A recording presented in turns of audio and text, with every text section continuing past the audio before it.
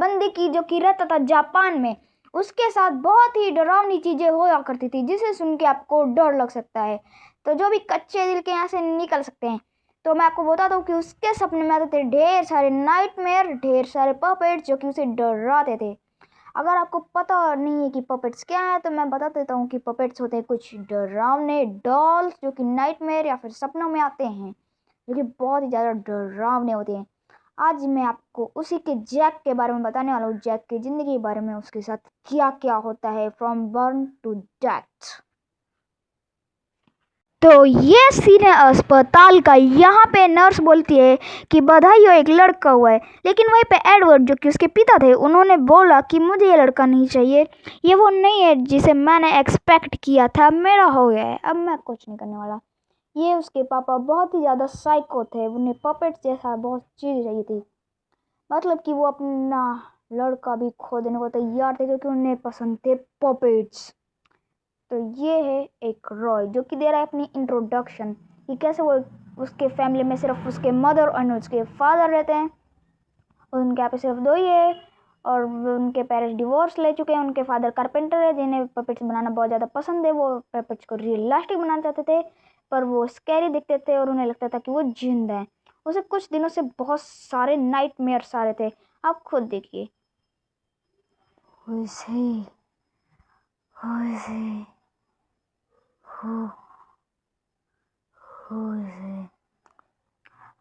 और फिर वो अचानक से नींद से उठता है। उसके कमरे में बहुत ही ज़्यादा डार्कनेस थी, बहुत ज़्यादा अंधेरा था, वो बीच रात में उठ चुका था। वो अपने पापा के पास जाने वाला था क्योंकि उसे बहुत ही ज़्यादा डर लग रहा था। जैसे ही वो अपने पापा के रूम में जाता है, उसे वहाँ पे दिखता है एक चेस्ट। उस चेस्ट में था एक डायरी और एक पिकैक्स। वो डायरी में पढ़ता है, मुझे इस दुनिया से नफरत है, मुझे सब चीज़ से नफरत है, मैं सो नहीं पाता हूँ, इससे मुझे नफरत है, मैं सब चीज़ को हेट करता हूँ, पापा मम्मी और मेडिसिन, मुझे सिर्फ अपनी माँ पसंद है। इसके बाद वो वहाँ पे इस ड्राइंग रूम में जाता है, वहाँ की लाइट जलाते हैं, पर वहाँ की लाइट तो टूटी हुई होती है। फिर वो वापस आके अपने पापा के रूम पे लाइट जलाता है। ओके, तो यहाँ पे अपस्टेयर से उसे बहुत ही डरावनी और गंदी गंदी आवाज़ें आती हैं। जैसे ही वो अपस्टेयर पे जाता है, उसके साथ होता है वो उसे चक्कर आ रहे हैं, एक और नाइटमेयर, एक और डरावना ड्रीम। अरे उसे तो भूख लग रखी है, उसे डैड के कमरे में जाना होगा। अच्छा, उसके डैड तो बहुत ही ज़्यादा दिनों से आए ही नहीं है, इसीलिए उसे पता था। लेकिन जैसे वो डोर खोलने वाला था, बूम, उसके डोर के सामने है एक पपेट, जिसे देख के जैक बहुत ज़्यादा डर चुका होता है। उसके बाद वो किसी तरीके से हिम्मत बढ़ाता है, पर एक और पपेट उसे अपस्टेयर की तरफ जाने को बोल रहे होते हैं, जिसे देख के जैक की पूरी हालत ख़राब हो चुकी होती है, उसकी बहुत ही बुरी तरीके से फट रखी होती है। लेकिन फिर भी वो किसी तरीके से हिम्मत जुटा के ऊपर जाता है, और फिर वो देखता है कि उधर बहुत ज़्यादा अंधेरा है। वो लाइट जलाता है, पर ये लाइट भी टूटी हुई होती है, और एक और पपेट, एक और जंप स्केयर। यहाँ पे बहुत ही सारे पपेट्स हैं जो कि उसे डराने की कोशिश कर रहे थे, पर फिर भी उसने एक चाइनीज़ वाली नोवेल पढ़ी जो कि शायद किसी ने लिखी थी। वहाँ पे डेट थे, ओके, वहाँ पे डेट उल्टी लिखी हुई थी, पता नहीं क्यों, शायद चाइनीज़ कल्चर है, पर आप रीड कर लेना वहाँ पे क्या लिखा हुआ है, क्योंकि मुझे तो कुछ समझ में आ ही नहीं रहा है। नेक्स्ट टाइम जैसे वो पीछे देखता है, पीछे भी एक और पपेट। लगता है उसे हार्ट अटैक देने का पूरा इंतजाम बना रखा था पपेट्स ने। वो किसी तरीके से बहुत ज़्यादा डर चुका होता है, वो बहुत ही ज़्यादा डर चुका होता है। वो किसी तरीके से हिम्मत जुटा के उनके साइड से निकलने की कोशिश करता है, क्योंकि उसे लगता है अगर उसने जरा से भी पपेट्स को टच कर दिया तो वो तो गया। अब वो धीरे धीरे धीरे धीरे धीरे धीरे चलता है, चलता है, चलता है, और जैसे वो डैड के रूम में जाता है, एक और पपेट जो कि बुक निकाल रहा होता है। इसे देख के तो जैक का मतलब हार्ट अटैक ही आ जाता। और लेकिन पता नहीं क्यों आया, लाइट तो उसका टूटा हुआ था, इसीलिए वो बाहर खाना लेने चल जाता है। जैसे ही वो बाहर खाना लेने जाता है, हमें एक और नाइटमेयर दिखता है। यहाँ पे वो बहुत ही ज़्यादा रोड पे फ्लड आ रखा होता है। 4 दिन पहले उसके पापा वो फैक्ट्री से बहुत ज़्यादा थक चुके होते हैं। बोलते हैं कि मेरे दोस्त पपेट्स का क्या हुआ, और बोलता है वहाँ पे बहुत ज़्यादा तेज़ बारिश हो रही है, मेरा बेटा मेरा इंतज़ार कर रहा होगा, मुझे जल्दी से जाना होगा।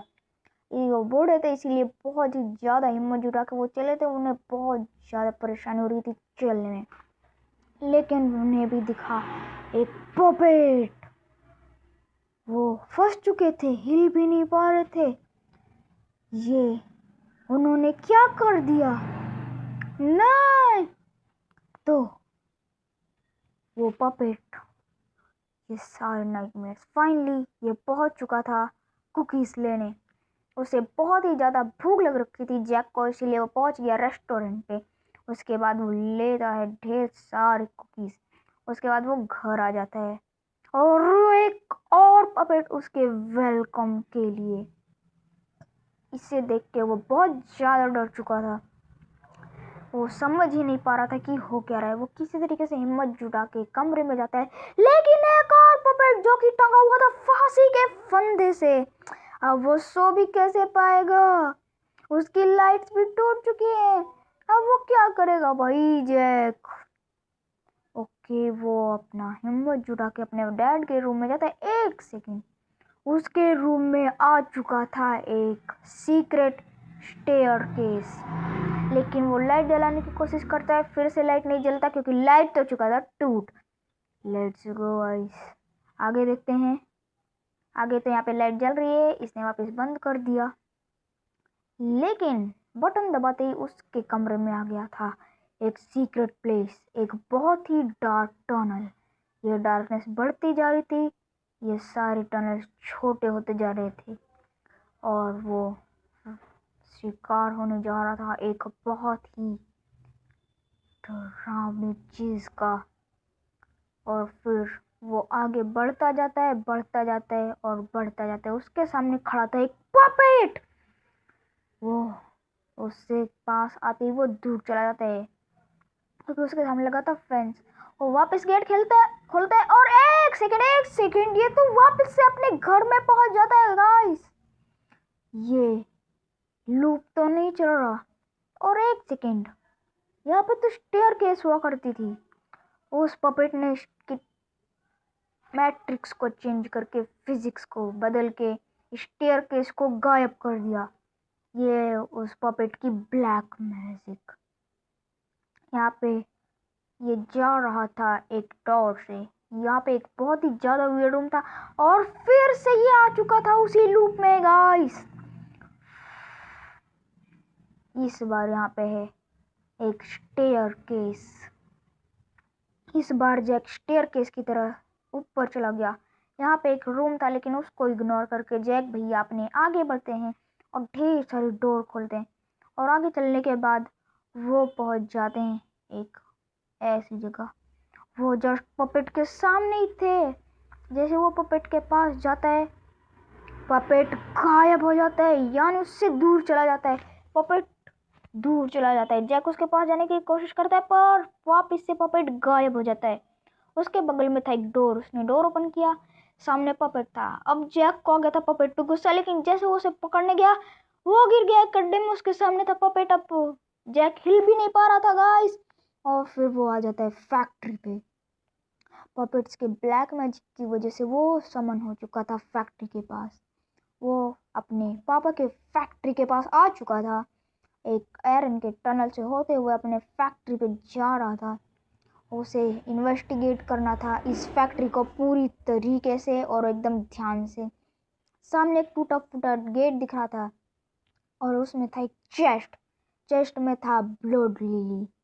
अब ये ब्लड लिली किस चीज का सीक्रेट है, ये तो खुद जैक को भी नहीं पता था, और न शायद उसके पापा को। लेकिन उसी साइड इस बगल पे था एक डोर। इसे ओपन करने के बाद वापस से जैक पतली पतली गलियों में घुस जाता है। जैक को कुछ नहीं समझ में आ रहा होता कि क्या हो रहा है।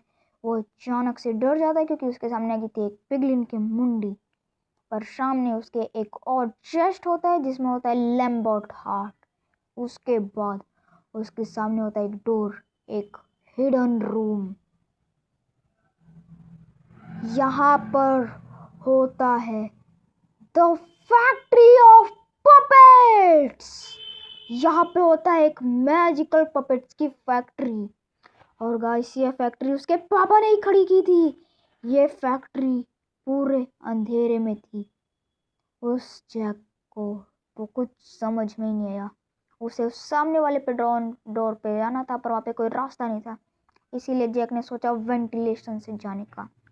वो बहुत ज़्यादा ट्राई करने के बाद फाइनली पहुंच जाता है एक वेंटिलेशन के ओपनिंग में। और फाइनली वो पहुंच जाता है इधर डोर के सामने। और जैसे ही वो डोर खोलता है, होता है बूम, नाइटमेयर एंड। क्या नाइटमेयर का एंड हो चुका है ऐसा उसे लग रहा था, पर होने क्या वाला है ये तो आगे पता चलेगा।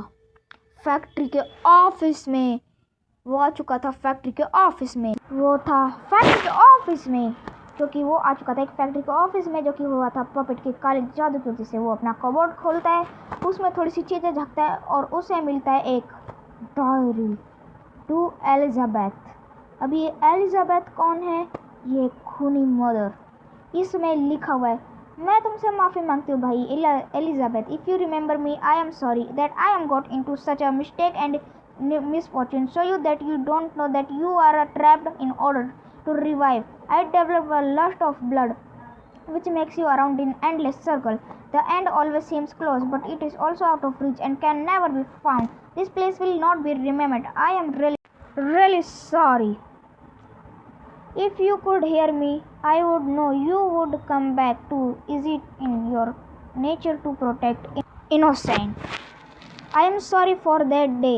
The day you died, I held in my arms, and then what happened to you now? You are not my family anymore. I could not save you then, so now it is time to rest. वो बोलते हैं कि अब तुम्हारा मरने का time आ चुका है, तुम मेरे फैमिली के हिस्से नहीं हो। और यही सब पढ़ते पढ़ते वो आ चुका था एक मैजिकल रूम में। यहाँ पे पता चलता है उसको उसके लाइफ के बारे में, क्या क्या हुआ उसके साथ, क्या क्या वो है। तो पहला लेसन, पहले लैंप पे क्लिक करते ही उसे पता चलता है डेथ डेट इंड्यूसेस क्राइम, एक ऐसी मौत जो कि क्राइम से लेती है। Not everyone they are wrong, हर कोई नहीं सोचता कि वो गलत है। When encountering benefit put yourself in danger, जब आप अच्छाई को इनकाउंटर करते हैं तो आप डेंजर में होते हैं। It is not a fabricating fact, ये एक अचंभव वाली फैक्ट नहीं है। The feeling I am telling you is real, मैं जो फील कर रहा हूँ वो रियल है। बर्निंग सेंसेशन, जलने की आहट। Put yourself in danger, such a real pain, अपने आप को खतरे में डालना एक बहुत ही बड़ा दुख है। अब दूसरे लैंप को जलाने पर उसे पता चलता है उसके खुद के सोल के बारे में, उसके खुद के ब्रीथ के बारे में। When you sleep, the sound of your breathing, जब तुम सोते हो तो तुम्हारे सांस लेने की आवाज़। Full of sadness and helplessness, तुम्हारे दुखी होने की और हेल्पलेसनेस की। But I love this sound for every breath, मुझे तुम्हारी हर सांस की आवाज़ पसंद है। Breathing will fear while sleeping, डरना जब तुम सो रहे हो। I can explore the shadow of the dream, मैं नींद की परछाई को एक्सप्लोर कर सकता हूँ। The shadows in your room have become darker, तुम्हारी कमरे की परछाइयाँ काली हो गई हैं और मेरा मन पसंदीदा जगह है छुपने के लिए। तुम मुझे ढूंढ नहीं सकते, तुम मुझे बस ढूंढ सकते हो। Any of your dreams and any of your dream is trapped in me, तुम्हारे सारे सपने मेरे अंदर दब चुके हैं। You will never tell me what you say right, तुम मुझे वो नहीं बता सकते जो तुमने कहा है सही में। Third line, I like it when you can't see me, मुझे पसंद है जब तुम मुझे देख नहीं सकते। Because you will find me there you least expected, तुम मुझे वही ढूंढोगे जहाँ पे तुम मुझे सबसे कम एक्सपेक्ट करते हो। अरे नहीं, मैं कोई बुरा इंसान नहीं हूँ, मैं बस तुम्हारी अंदर की आवाज़ हूँ। Trying understand you I guess, मैं तुम्हें समझने की कोशिश कर रहा हूँ शायद। अब फिफ्थ और I won't let you die, I won't leave you live, ना मैं तुम्हें मरने दूंगा ना ही तुम्हें जाने दूंगा। I will tell you my secret, मैं तुम्हें अपने राज बताऊंगा। यू विल मिस मी, तुम मुझे याद करोगे। Do you feel it, he is here, make a choice, वो यहाँ पे है, तुम एक अपना चॉइस बताओ। The one who is truly dangerous, एक ऐसा जो कि सच में काफ़ी डेंजरस है। School counselling room. अब वो जैक आ चुका था काउंसलिंग रूम में। यह है counsellor, you should know why you came here right. तुम्हें ये पता होना चाहिए तुम यहाँ पे क्यों आए हो। I am sorry your father was killed. मैं माफ़ी चाहता हूँ, तुम्हारे पापा मर जा चुके हैं। You can tell me anything you want to talk. तुम मुझे जो चाहे बता सकते हो, क्या तुम मुझसे बात करना चाहते हो। अब वो जैक पूरी तरीके से दुख में डूब चुका था। अब उसके पास और कोई चॉइस नहीं था। उसे पता करना था कि उसके पापा का कातिल कौन है, किसने मारा उसके पापा को। तुमने अपने बारे में सब कुछ बता दिया है, तुम्हारे सपनों के बारे में और तुम्हारे पपेट्स के बारे में, तुम्हारी गुड़ियाओं के बारे में। But they learn that your father owned a factory. पर उन्होंने याद किया कि तुम्हारे पापा के पास एक फैक्ट्री हुआ करती थी और कोर्ट को ये पता नहीं चल चुका कि लिगेंट रीजन की वजह से, because of trapping issue, so you can not assets will be inside you, but its strange noise disappeared, leaving only a few nightmares at night. But you will still have many questions. पर तुम्हारे जिगर में अभी भी बहुत सारे सवाल हैं। अब तुम उन्हें देख सकते हो, जैसे कि वो कौन है।